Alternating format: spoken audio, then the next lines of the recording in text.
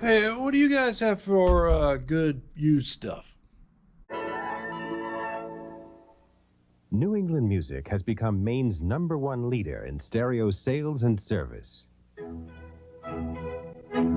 Fair pricing, product knowledge, and honest value. Now New England Music offers you the best of another recognized leader.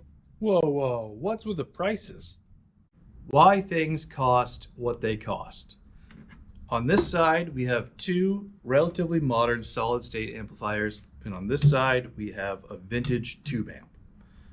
This one retailed for $288 in 1960. Up until 1969, stayed the same price.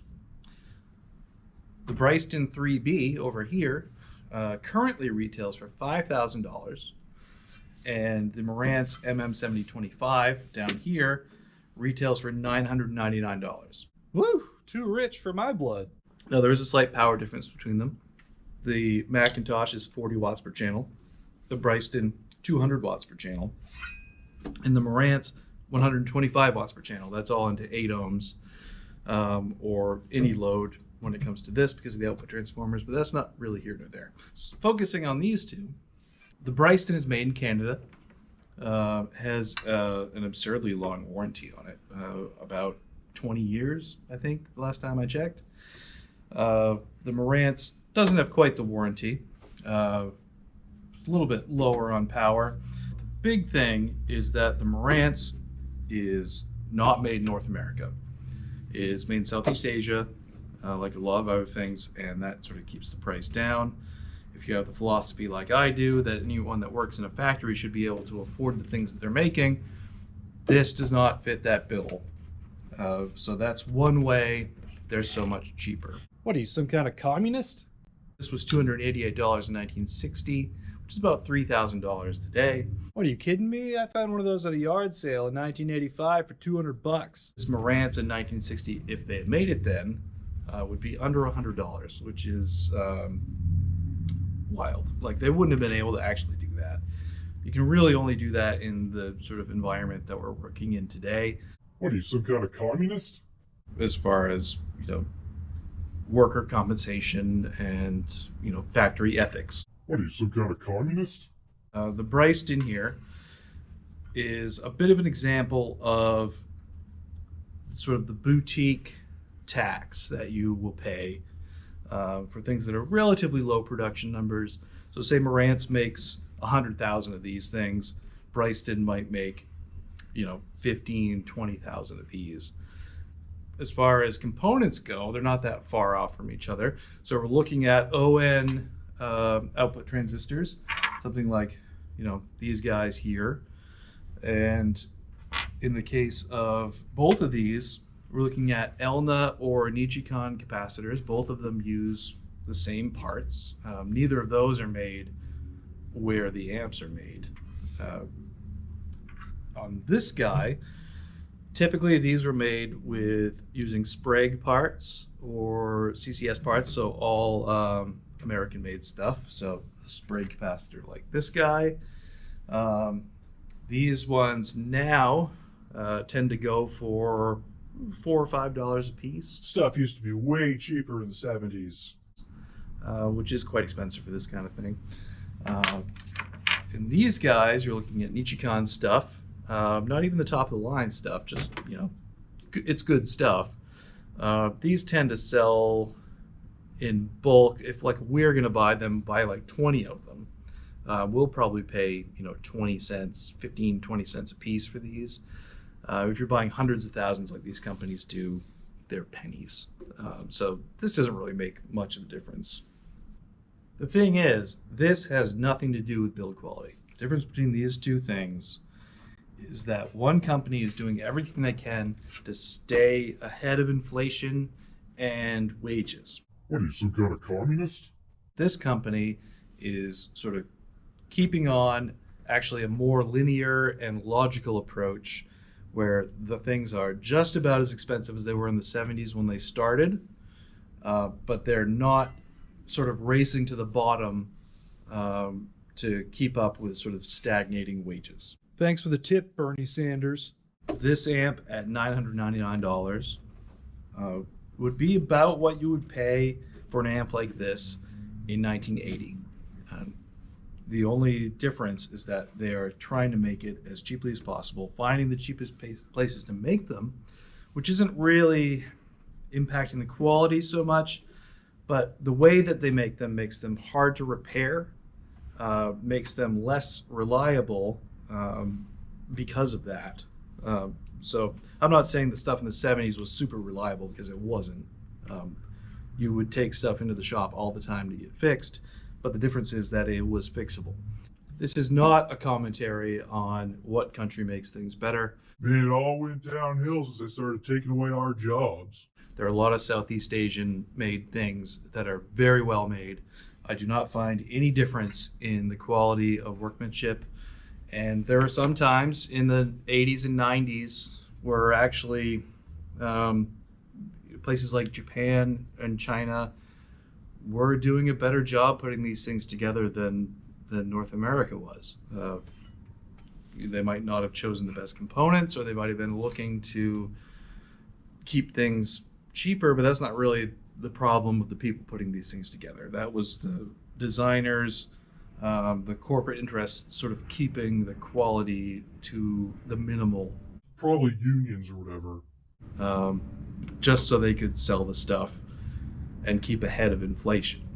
They just don't build them like they used to build them. Similarly, your parents might have bought a refrigerator in 1972 that still works. Maybe they have it in their garage. Maybe that's their garage beer fridge or whatever.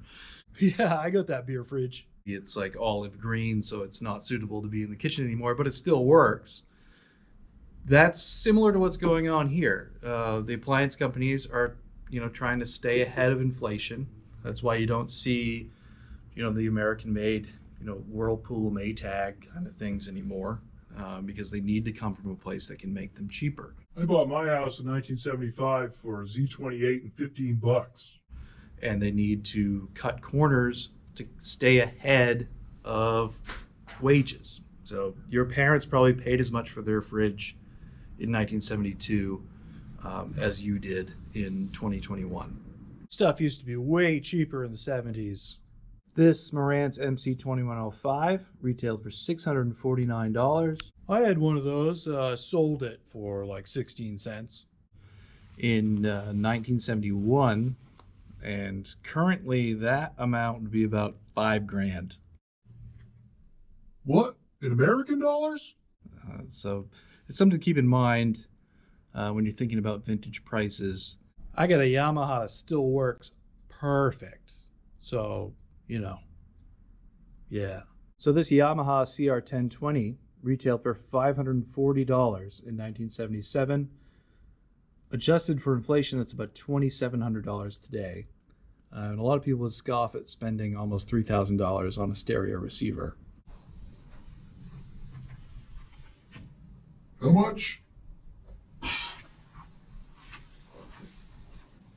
Now, vintage audio is a different story. Related, but different. So something like this, the Macintosh MC240, 40 watt per channel tube amplifier. They built these from 1960 to 1969. The thing about these ones is that they're very famous, very desirable, and there's never going to be any more of them. Make audio great again. So the value goes up. So they become collectible as well as valuable in themselves. So these were $288 in 1960, and they stayed that price until '69. That's about a little over $3,000 in today's money if you're going to buy one new. Woo! Too rich for my blood. There are tube amps out there from Prima Luna and companies like that, made in Southeast Asia, that you can buy for around that price. There's also some, white label ones on Amazon or eBay you can buy for cheaper than that. But there's a certain level of money you have to spend on a tube amp to get it to be good, and that's outside of the collectability. Now, not only that, but tubes themselves are very expensive. Modern ones, especially those made for guitar amps, are pretty plentiful. In this particular one, because we run it all day, As a demo, we were using JJs, which are modern Russian tubes. Typically, people would use these in guitar amps or whatever. These are 6L6s in this particular amp, which are used in Fender Twin Reverbs, which is an amp that's still in production, so they're still making these tubes. In an amp like this, the power tubes are not the biggest sound factor, so we're looking at the preamp and driver tubes as the most important ones. In this particular amp, these are all vintage and very nice tubes that are in here because they have the biggest impact on the sound. But that's not neither here nor there. These tubes are very expensive, all these preamp tubes and driver tubes. These ones are not super expensive, but you do have to sort of consider that when you're looking at a vintage tube amp, what kind of tubes are in it. Because a good set of tubes could be, $1,000 to $2,000 for an amp like this, and you definitely have to, think about that when you're looking at these amps. This one has a reproduction cage, which is also more money. This has also had its power supply rebuilt, which is something that's 100% necessary. So you have to consider what kind of service has been done to it, sort of the reputation of the place that has done the service, what parts they used. In this case, these are all custom caps from Hayseed Hamfest, which we like a lot. We've taken out the selenium rectifier, so it's much safer than it used to be. And this one is totally good to go. All of that factors into the price on vintage stuff.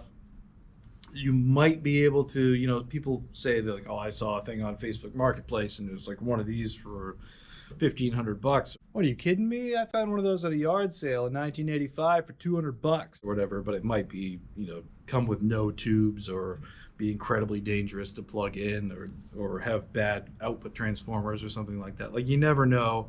And the sort of maintenance on these adds up really quickly. That's sort of outside of the other factors like inflation and what you'd pay then for an amp like this and what you'd pay now for an amp like this. These are sort of, from a time when, wages matched inflation a little bit better. What are you, some kind of communist?